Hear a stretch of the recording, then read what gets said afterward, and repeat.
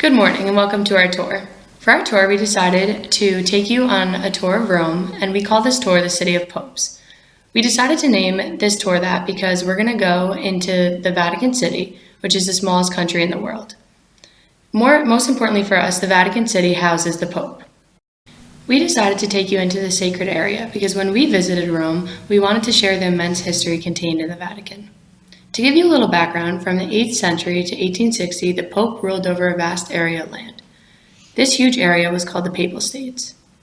These series of territories were under direct rule of the Pope. This was a very large area for just one person to rule over at this time. The Papal States covered much of modern-day Italy, as we discussed in class. During this time period, the stunning St. Peter's Basilica, which is the icon of Vatican City, was built. So before we kick off the tour, let's just talk a little bit about history so you have a good understanding when we head into Vatican City. So basically, Vatican City is surrounded by a wall that's 2 miles long, and the wall contains about 100 acres. As I said, Vatican City is governed by an absolute monarchy, with the Pope as the head, obviously. Our field study is going to cover very exciting and relevant sites that are established after 756. Following this time, Rome arose as a powerful and wealthy city with immense international power. Our itinerary will take you through the most important sites of the Vatican City and their importance in regard to the City of Popes. So before we start with our interesting stops, let me give you some background on the miraculous city. So to grant some historical context, St. Peter's Basilica, which will be our first stop, is a basilica on top of the City of the Dead. What this means is that in pagan times, a Roman necropolis stood on Vatican Hill. St. Peter's Basilica is actually built upon catacombs and tombs of former popes. St. Peter is the most famous who was buried here. Another important detail is that the popes didn't actually live here until the 14th century. Okay, I think we're ready to go. So the first stop on our trip is the Sistine Chapel. This, or St. Peter's Basilica, is definitely the icon of Vatican City. Sistine Chapel is the home of the popes. We decided to start our tour right here in the center of the City of Popes because it seems as the most fitting. The Pope used the Sistine Chapel for private services. The chapel itself is located in a rectangular building which is divided into 3 stories. Here we will see a ton of frescoes.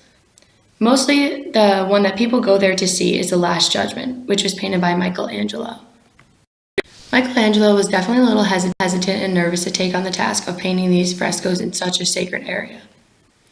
Please note that you must be quiet and you can't take pictures in this area because it is such a holy ground. So he started painting the frescoes in 1508, where he was commissioned by Pope Sixtus IV. Here there's a cycle on 3 main tiers. The first includes a cycle of the life of Moses and the life of Christ. These are truly miraculous frescoes that are so valuable to see.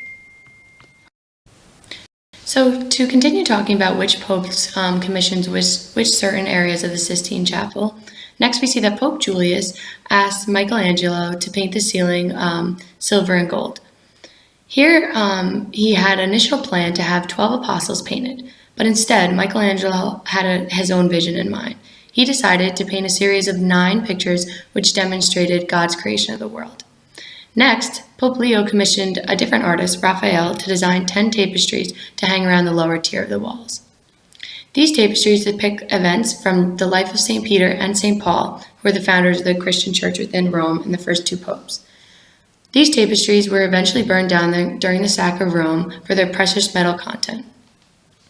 Michelangelo was then commissioned again to make the Last Judgment by Pope Clement VII. This was his biggest task. The painting picks 2 episodes from the lives, the Nativity of Jesus, and the finding of Moses. This task took Michelangelo about 6 whole years to create, and basically ran him to sickness and almost to his death.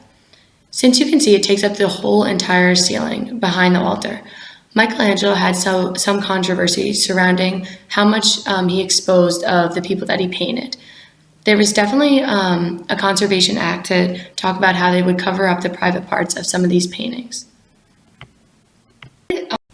One of the frescoes that I want you guys to look up to is the creation of Adam. This is located straight above our head on the ceiling of the chapel, and it's obviously painted by Michelangelo, as we've been discussing. This fresco demonstrates life being given to Adam. Adam sits passive through a tense finger. Fresco is specifically suggesting gratitude between the two men. And to wrap up this beautiful chapel that we're going to stand in is that the conservation of the chapel started on November 7th of 1984, and the chapel was reopened to the public, and we're here today in 1994. The main concern of this conservation was the ceiling. Experts and chemists have come in to work very hard to conserve the chapel and the paintings. So take a step back, we have a couple more minutes in here, and look up and enjoy at this beautiful site. Enjoy. Next, we have a really exciting stop on our trip where we're going to head up. We'll be climbing to the top of this dome of St. Peter's Basilica that looks over the very famous St. Peter's Square. St. Peter's Dome is the center of the Roman skyline and can basically be seen anywhere that you're looking up in Rome. It's definitely a big hike, but it's worth the view. This is a very historical piece of Vatican City, especially St. Peter's Square. The square was created in the 1600s by Bernini, and the square is made up of two different areas, each with their own meaning to creation. The square is really the center of a cultural meetup where people from all over the world come to see this very sacred and holy land, and it's right at the center of Vatican City. What I find most fascinating about looking out at the square from above is watching the 100 people all converse and come together. The meaning of the square is truly displayed at our visit there, and it's open to everyone to come visit, as I was saying, and learn about the immense Catholic history. So basically the square is 320 meters deep by 250 meters in the whole diameter. And there are so many columns surrounding this square and a bunch of statues with different popes around the perimeter. At the bottom of the royal stairs, it leads into the basilica, and there stands the statues of St. Paul and St. Peter. And this is basically, they're standing right there at the front, almost as if they're welcoming you inside their home. The square is absolutely stunning, and it's a huge part of Vatican City that people go to. And it's an important stop here because papal masses are held here for regular citizens free of charge to attend. The square holds up to 80,000 people for Mass, and it's truly a magical experience to attend a Mass here. So after this tour, I hope you really get an experience to hold a Mass there. And something interesting and something that I've never experienced as a tour guide, but I hope you guys can, is when the Pope opens his window and gives his blessing out to the public and the citizens in the square. So enjoy looking out, and hopefully we'll get a glimpse of the Pope. Next, let's head into the Raphael rooms. These rooms were the masterpiece of the Vatican, and they were painted by Raphael himself. They were inhabited by Pope Julius II from 1503 to 1513, when he gave Raphael permission to erase everything that was there and make his own work. The sequence of the rooms is key, and they progress in chronological order. The most important is the last room, where it's the political journey of Pope Leo III and Pope Leo IV. This room is the Room of Fire in Borgo, with the intention to show the themes of ambition of these popes. The first theme is called the Crowning of Charlemagne, showing him being crowned as the Emperor of Rome. The next theme is the Justification of Leo III, showing the victor of Christ is responsible for God alone for his actions. The third theme is the fire in the Borgo, which shows the fire that was in the front of the St. Peter's Basilica, which actually happened. Lastly is the theme of the Battle of Ostia, showing the victory of Pope Leo IV and his army. So I hope you enjoyed the stunning themes that are drawn out in these beautiful tapestries in the Raphael rooms. Next, we're going to go to a stunning fortress, which is a little outside of the Vatican City, which will be cool. This is the Castle St. Angelo, and here we will get a look a little bit outside Vatican City, but still have that rich history. So the building is to the east of Vatican City, across the Tiber River, and it was originally commissioned by the Emperor Hadrian for him and his family. But for the purpose of the field study, we recognize it as a place that protected the popes. The buildings played an important role throughout the post-war the Middle Ages, so let me just highlight some of those for you.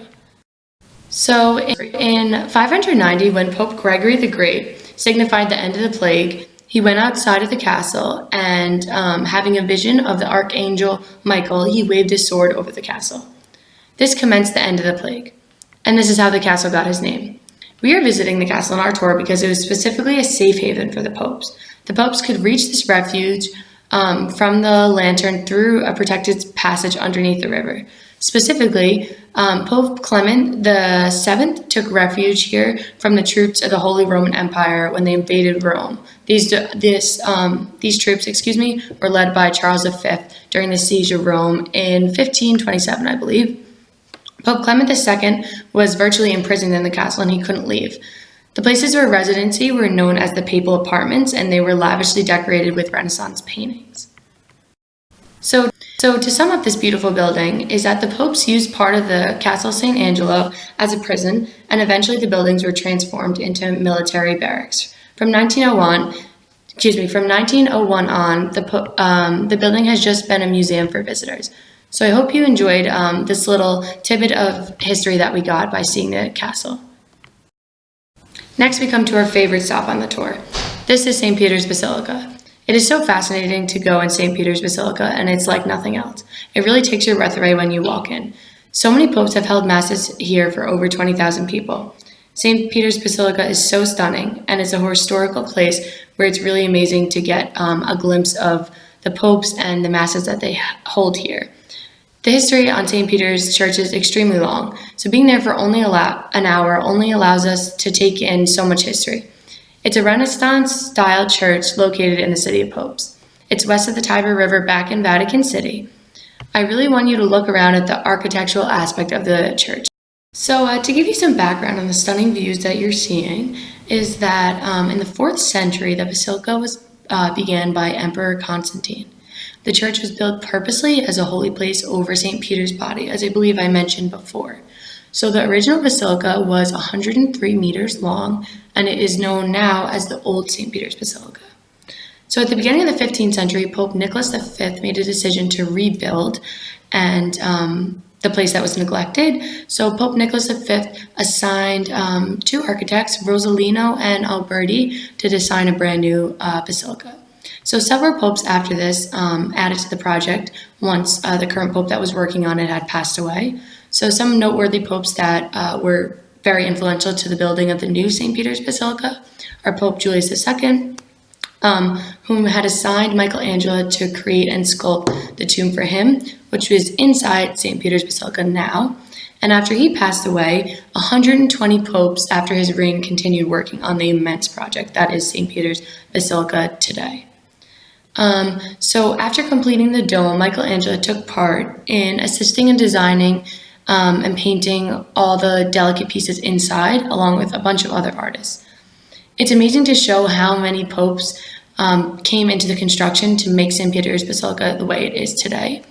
So after many more changes in architectural design, the final work was completed by Bernini again in 1606. It's been 400 years since the final completion, so then there have been some changes and fixes. But let's dive in and see what's really important. So make sure you look around, look at the altar, and we'll kind of walk around and see everything. So take your time and visit every single sculpture in the basilica and make sure you really understand why everything was placed in its certain place in the basilica and its importance.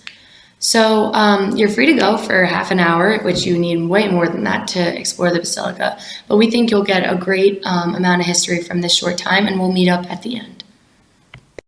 So I hope you enjoyed exploring the basilica and getting to know each statue and each little room and where different prayers are being held and where people sit during the masses. And I hope you really got a good understanding of how intricate this beautiful basilica is and how it is truly different than any other basilica in the world.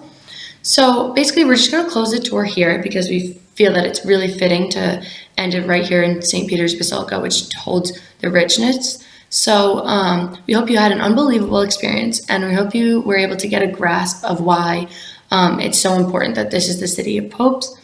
So each room or building that we walked in and you looked out as, we hope it was basically a step back in time so you could understand why some of the popes did each thing. So in each visit on our tour around Vatican City, we learned about the role of popes played in that specific castle or that specific basilica. And we hope you're able to understand why people travel all across the world to visit this ancient city. So overall, we hope you had an amazing time visiting the City of Popes, and we wish you return to learn even more We'll be here to answer any more questions, and enjoy the rest of your time here in Vatican City.